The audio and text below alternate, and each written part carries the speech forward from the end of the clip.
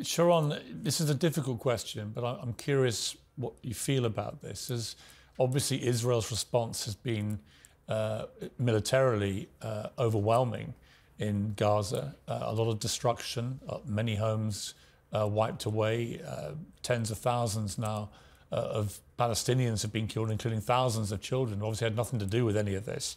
What do you feel about the Israeli response? As a human being, I find the loss of life, and I spend quite a lot of my time reading about it and trying to educate myself about it. I find this loss of life horrific. I also find that there was a very frail coexistence that was shattered on the 7th of October. And it's very hard to understand, to me at this moment, what is a good response and what isn't. I think that we are dealing with a horrific terrorist organization that is worse than ISIS, it's worse than Hamas, than Boko Haram. And so it's very easy to just say, don't do anything. But I don't know, then what do you suggest? One thing I know for sure is that it cannot possibly be that the people who have, come to us and raped and slaughtered and murdered us and trained for it and premeditated every element of it. I cannot believe that these people come back home and are kind to their own people. So I think that the Palestinian people deserve better than Hamas too. And I think that that is something I'm sure about it. I'm not a military strategist, and I'm running on the pitch like hell, trying to save my loved ones. So it's not the best moment for me to kind of think about what is the best strategy for it. I lament tremendously the loss of life. I believe still that we will have to make peace with our enemy one way or another.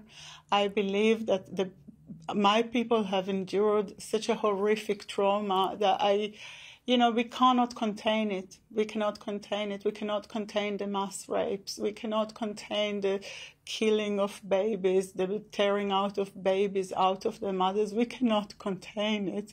So at this point, it's really hard for me to tell you what will be a good strategy. Yes. I don't know. I know what I want. I want nobody to suffer from this ever. Yes, I completely agree with you. And you say it so eloquently and so powerfully. Just finally, Sharone, how are you doing? This must have been the worst time of your life, of course, but how are you coping? Are you sleeping? Are you getting enough support?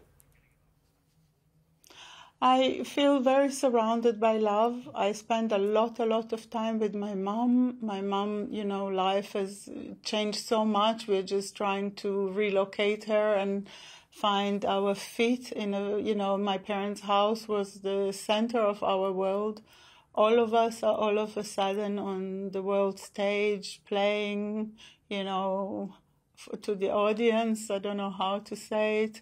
And it's just been really, really exhausting. And it feels that we need so much strength. We also know that we have found our voice and strength in the last 53 days in a way we could never foresee. And I think that we are carried by sheer fact that we have to do it, as well as by the fact that something should come out of it. We owe it to the people that are there.